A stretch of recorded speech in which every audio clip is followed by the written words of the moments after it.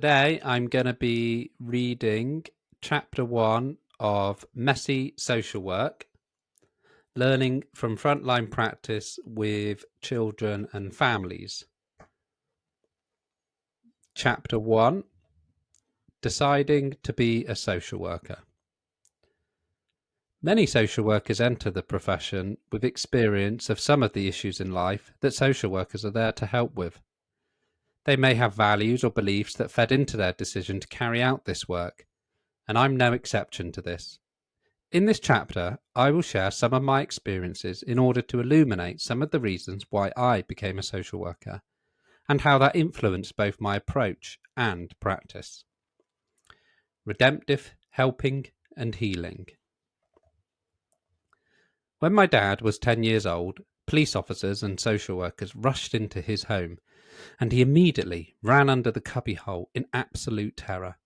I can picture him as a little boy tucked away and hidden in a dark corner, eyes wide, pulse racing, and adrenaline saturating his body. Suddenly, a hand reached in to grab hold of him. Out of fear and panic, he resorted to animalistic self-protection and bit the person. He was eventually dragged out from underneath the cubbyhole by a police officer. The police officer photographed my dad and his brothers and sisters and then placed them into care with separate foster carers. By this point, my dad's mum had already left to begin a new relationship. This was the first of many forms of abandonment my dad experienced throughout his life, although I suspect it was the most profound. After my dad's mum had left, my dad, along with his brothers and sisters, were cared for by their dad, who went on to abuse one of his sisters. This was then discovered by professionals, unbeknownst to my dad, and without any warning, my dad was separated from his dad and removed from his care. 27 schools later, living through multiple different care homes, including one where he was abused, he entered adulthood traumatized, angry, fearful, impulsive, and addicted to drugs and alcohol. My dad met my mum when they were both 17. My mum was the youngest of 7 siblings. She was the only one who had gone to grammar school. Despite their very different backgrounds, she fell quickly and deeply in love with my dad. By the time my dad was the age I am reading this, he and my mum had 4 children together. My dad's adulthood was characterized by drugs and alcohol use and included episodes in a psychiatric hospital due to drug-induced psychosis. During this time, he was violent, unpredictable, and impervious to my mum's attempts to help him. My mum remained infatuated with him despite his flaws, desperately and unyieldingly clinging to his potential.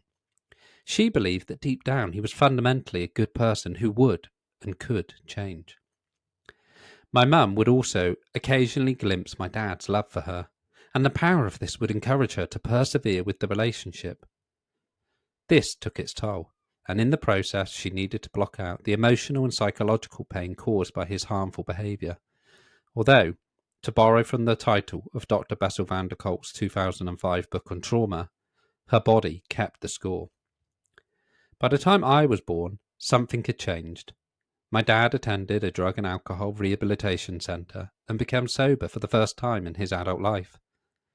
His violent outbursts, the legal consequences of his drug use, and being sectioned due to drug-induced psychosis had done little to deter him previously. However, once he decided to stop using drugs, he went to a drug and alcohol rehab centre that offered him a highly accepting, supportive, yet challenging support program to help him abstain. He was supported to address, or at least reduce, some of the emotional distress tied to his childhood experiences of rejection, abandonment, and instability. My dad wrote in his diary, "I attended the birth and held my wife's hand, and he was born. And with some sobriety, he was the only child born while I wasn't actively addicted. Several years passed. He attended university, became a social worker, and achieved the greatest level of stability and contentment in his adult life. Unfortunately, it didn't last. My dad left his job on health grounds, finding it hard to cope with working long hours as well as my mum's deteriorating health. The years of living with my dad had compromised my mum's immune system and she became unwell, with severe depression and chronic fatigue. To make matters worse, as soon as my dad stopped working, he began using drugs and alcohol again. He wrote in his diary, "It was shortly after I left my job, I took one pill, and within a short period of time, I was a fully fledged alkie and druggie. My son Richard saw some of the old behaviour that he had never experienced before, and I feel this contaminated him. This disgusts me." I was 8 years old when this happened. My dad was right. I did see some of his old behaviour. My childhood felt like a story of two halves. Before my dad's descent into self-sabotage, shame and addiction, my life was defined by love, stability and innocence. Despite what was to follow, the stability afforded to me during my early years, although I remember little from that time, would undoubtedly have positively impacted my development and outcomes. My dad's relapse changed everything. The love, care, and attention he had shown me up until that point slowly and increasingly withered away as he was swallowed up by the addiction that had plagued him for most of his adult life. During his relapse, my dad had left me. Where had he gone? He was still there physically, but emotionally and relationally, he was disappearing. I was devastated. I felt heartbroken, yet unable to do anything about it. I began shutting off emotionally. My mum began disappearing too. She slept more and sank into depression. In adulthood, and after I qualified as a social worker, I learned about the dynamic maturational model of attachment and adaptation developed by American developmental psychopathologist Dr. Patricia Crittenden. The DMM would become the most important and influential theoretical model in both a personal and professional context. With the help of this model, I learned that, without any awareness, I had found a way to deal with the increasing lack of availability my parents had for me during my childhood. I tried to rely on my parents less and block out feelings of sadness or anger, having learned that my parents were not able to deal with or respond to my feelings. I created a rule for myself: don't express feelings. And I tried to please and placate my mum, which led to a second rule: constantly think about and anticipate my mum's needs. These two rules combined led to the development of an unconscious strategy of 1, minimizing my own needs, and 2, anticipating and meeting the needs of others. A compulsive caregiving strategy in DMM terms. This strategy worked for me in the context I grew up in, as it improved my relationship with my mum, helped me cope with the limited emotional support I received from both my parents. However, it also led to a pervasive feeling of inadequacy and worthlessness, as my emotions were unintentionally, yet consistently ignored or devalued by my parents. As a child, I couldn't separate the rejection of my feelings from the rejection of my fundamental self. Shame was the outcome. At 16 years old, 1 week shy of my 17th birthday, my dad died. The doctors said he died of cancer. I think he died of trauma and shame. To me, psychologically at least, my dad had died 1,000 times before he'd physically died. Every time I went to him and he wasn't there for me, our relationship, founded on stability and love, suffered a blow. I didn't cry at his funeral. One of my best friends came, and as I watched him wipe the tears trickling down his cheeks, I thought, how unusual. I'd spent the last several years detaching myself from emotions, especially negative ones. I had become so efficient and effective that I didn't realise I was doing it. After my dad died, I asked my mum, why did Dad become a social worker? She said my dad had told her it was because he wanted to prevent what had happened to him happening to others. I immediately felt really sad that he hadn't been able to do this, because he'd quit and then relapsed. So I decided in that moment that I would finish what he could not. When my dad died, I stayed on at sixth form, although I was asked to leave due to poor behaviour. With the support of a connections worker, I attended the Prince's Trust for young people out of education, employment and training. I take 1 hour bus trip 5 days a week listening to Skinny Man's Counsellor State of Mind on my MP3 player. I enjoyed the Prince's Trust programme and went on to complete a BTEC National Diploma in Health and Social Care. I was the only male among 36 females. I received an educational maintenance allowance, EMA, of £30 a week, which covered my bus fare and left me with a few quid to get wasted with my friends on the weekend. Looking back, I was twin-tracking my life, pursuing my ambition to become a social worker while also drinking alcohol and taking drugs problematically. I had started drinking and taking drugs at the same time my dad died. I instantly found great relief in taking them. In other words, I loved them. Or more accurately, I loved the feeling they gave me. I had been suppressing all my negative feelings psychologically. Now, I had access to a range of substances that would do a far more effective job than I could. I didn't have to suppress or confront the unbearable feelings of rejection, loss, and feelings of worthlessness or inadequacy. I could drink some alcohol or take some drugs, and all that internal psychological distress would disappear into the background. Some of my friends used the same substances, albeit very differently. For them, it was to enhance an experience, or just a period of experimentation. When my friends used alcohol or drugs, they did so intermittently. I, however, used them to define my experience and quickly became dependent on them. Many drugs are effective because they artificially create satisfying emotional states that typically derive from being well connected to others, or because they numb the psychological distress caused by fractured or abusive relationships. In an interview, renowned child psychiatrist and author Dr. Bruce Perry said, "A child who is stressed early in life will be more overreactive and reactive. He is triggered more easily, is more anxious and distressed. Now, compare a person, child, adolescent, or adult, whose baseline arousal is normal with another whose baseline state of arousal is at a higher level. Give them both alcohol. Both may experience the same intoxicating effect, but the one who has this higher physiological arousal will have the added effect of feeling pleasure from the relief of that stress. It's similar to when a parched throat, you drink some cool water, the pleasure effect is much heightened by the relief of thirst. Not only did my experiences cause me sadness and pain, but they also led to the development of a strategy that closed me off emotionally, especially within close relationships. This deprived me of access to genuine connection with others, even when they were available. Canadian physician and world-renowned expert in addiction, Gabor Mate, eloquently captured how experiences in childhood can have lasting effects in his bestseller, In the Realm of Hungry Ghosts. He writes, "The greatest damage done by neglect, trauma, or emotional loss is not the immediate pain they inflict, but the long-term distortions they induce in the way of a developing child will continue to interpret the world and her situation in it."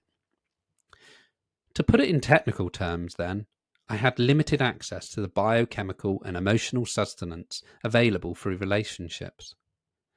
When I took alcohol and drugs, I knew about the negative effects and understood the risks and harms associated with the various substances.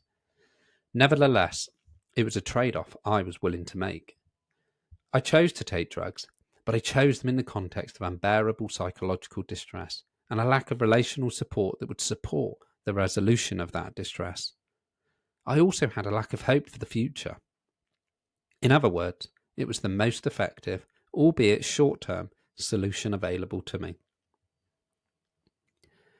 After 2 years of college at the age of 19, I moved out of my home and the council estate I had grown up into a university campus where I studied social work. This was a difficult transition. I was painfully shy, insecure, and useless at making friends. I was nevertheless excited for Freshers' Week, anticipating all of the fun and new friends I would make. Instead, on the first night, I went to the student union knowing no one, unable to connect with people, and drank alcohol until I blacked out. Despite living within a few minutes of my lectures, I was often late and dressed in a way that made where I come from obvious. Nike Air Maxes, worn-out joggers, a hoodie, and a fake New York Yankees cap. In between lectures and during days off, I retreated to my room and passed the time smoking cannabis. Unable to find my place socially with my peers, who all seemed confident and self-assured, I missed my friends at home who spoke, looked, and acted as I did. I recently emailed my university lecturer, Sarah Lee, and she recalled, in her words, "I remember you as the puzzled-looking boy, wandering around Glenside looking a little bit lost. I think you were a little bit lost." I barely passed my first year. However, as the degree continued, a few things happened. First, the degree was 3 years of self-development and therapy for me, and I learned a lot about myself and my upbringing. Second, I began to see for the first time that I had a future, and this, along with other factors, led me to reevaluate my drug use, and I quit. Unsurprisingly, my grades improved after this.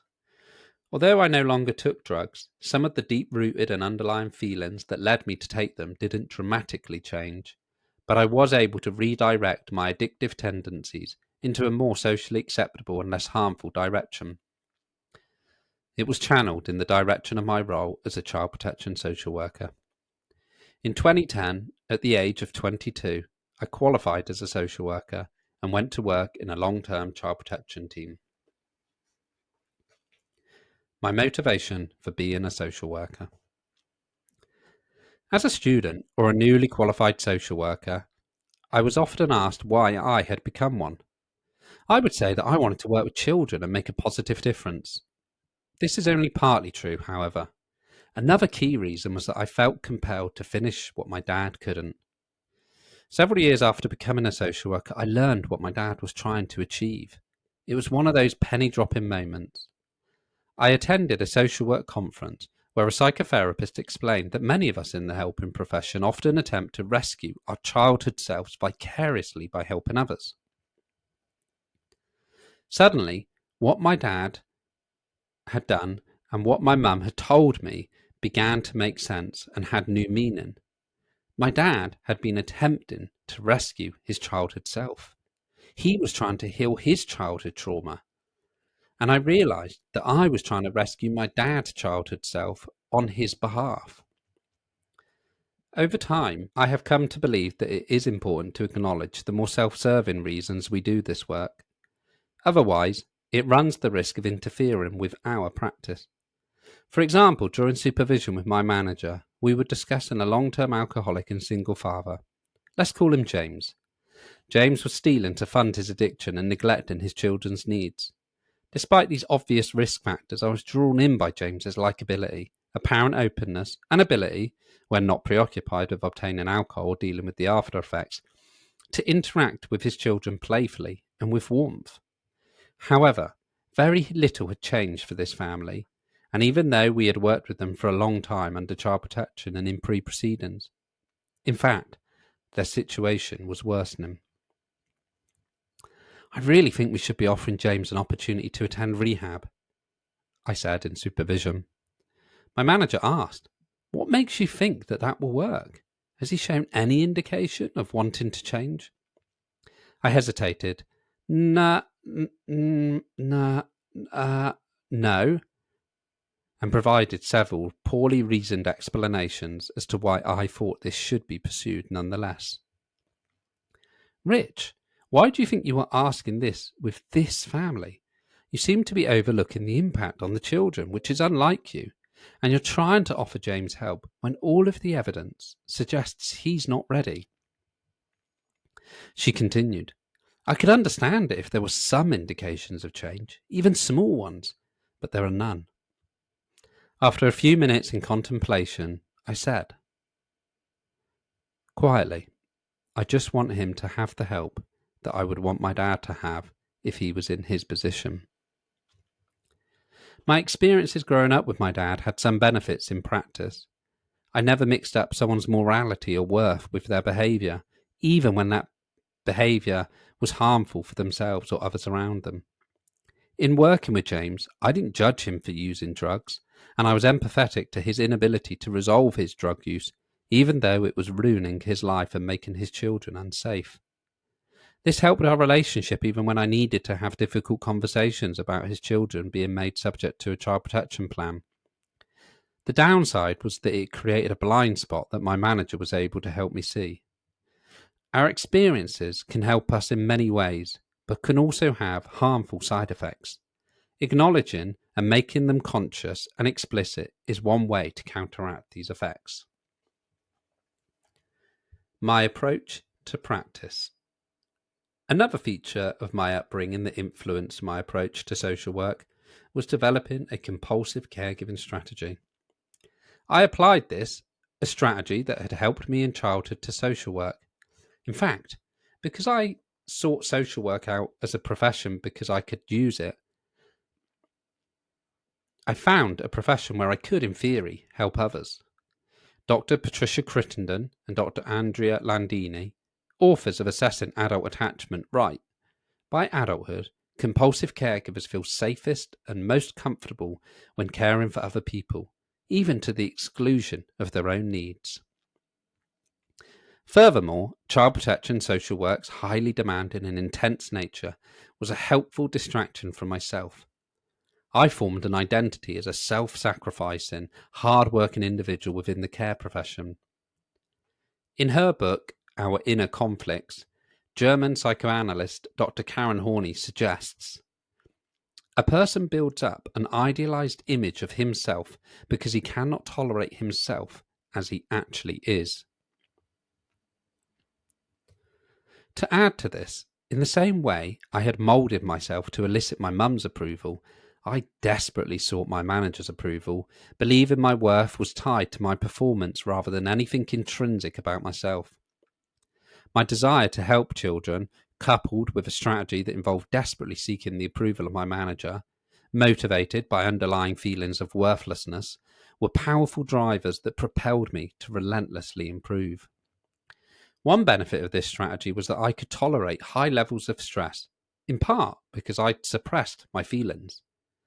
It wasn't that I didn't experience stress, but I didn't allow myself to acknowledge it or share it with those around me. Another benefit was that being attentive to the needs of others and adapting my response to minimize negative interactions was also an essential skill in working with children and families, especially when the stakes and emotions were high. The disadvantages, however, were that I could appear more confident and less stressed than I truly was. There was also a personal cost to the strategy, namely that I avoided emotional intimacy due to my association of intimacy with pain and rejection. Working in child protection gave me the perfect excuse, indeed, a moral justification to work long hours. And when I wasn't working, I was either preoccupied or exhausted. Ultimately, this led me to review my decision to remain in frontline caseholding social work, but it would take me several years to reach that point. Emphasizing with parents. Learning about my upbringing and the strategy I developed has helped me understand my motivations as a social worker. It has also helped me understand and relate to the challenges parents I worked with faced when trying to change. The self-protective strategy I developed had helped me tremendously in childhood and created some benefits in adulthood, but it also hindered my ability to form intimate relationships with others. Before learning about Crittenden's DMM, I was completely unaware I'd even had a strategy and therefore could not change it. Fortunately for me, this strategy didn't cause my children to suffer significant harm. However, some parents I worked with have developed a strategy that does cause harm, and they don't always realize it. Finding out about the strategy was not a comfortable experience, as I had to acknowledge the feelings from my childhood. I was also scared of letting go of the protective case in that, while keeping me disconnected from experiencing life fully, shielded my psyche from conscious awareness of the pain, hurt, and feeling of rejection I had experienced as a child. Over many years, and with the benefit of a lot of therapy, I have achieved this. In contrast, parents I worked with were asked to change involuntarily, at a speed that was often psychologically unmanageable and without a supportive infrastructure. The way social work operates makes me wonder sometimes whether we have unconsciously and uncritically drunk at the behaviourist well of famous psychologist B.F. Skinner. Skinner was of the view that behaviour that is punished will reduce and behaviour that is not, or positively enforced, will increase. For example, we ask parents to sign written agreements requiring them to stop a whole host of behaviours, and we outline the negative consequences should they not stop. Problems such as substance misuse and interpersonal violence, however, can sometimes have important self-protective functions, like my strategy, which protected me from negative and difficult feelings. In other words, the behaviours we consider a problem may, in fact, be the parent's attempt at solving another problem. For example, drug use solves psychological distress or loneliness. In statutory social work, we must be clear about behaviour that is causing harm to children and advocate for a reduction in that behaviour. We should also recognise that change is tough, even when the behaviour is causing harm to the self or others, and that simply asking someone not to do a behaviour or punishing them for it is unlikely to affect change. Bringing awareness of our own experience of change may not drastically alter our approach to child protection, but it might substantially increase our empathy and compassion for parents who are being asked to change or are in the process of changing, thereby enabling us to be more realistic about the support and the time that's required for them to make those changes. Conclusion. Despite social work being a profession that professes the importance of self-reflexivity, it can feel taboo to reflect and connect on our own journey with care and love. We like to say the words lived experience, but rarely talk about our own, and for some reason, we divorce the personal from the professional. However, most of us have experienced adversity, and for many of us, this has contributed to our decision to work in the helping profession. I believe this is positive, but it comes with a responsibility, namely, cultivating self-reflection to allow for an ongoing evaluation of how these experiences might impact our work with children and families. I decided to start with my experiences growing up to illustrate how our experiences can influence our practice as social workers. This allowed me to explore key concepts that will be expanded on throughout the book, such as attachment, developmental trauma, making personal change, addiction, mental health, and personal values. In the next chapter, I will share key insights from my work with children who have experienced harm and discuss how these lessons have shaped my approach to supporting them and their families. That was chapter 1, Messy Social Work, learning from Frontline Practice with children and families.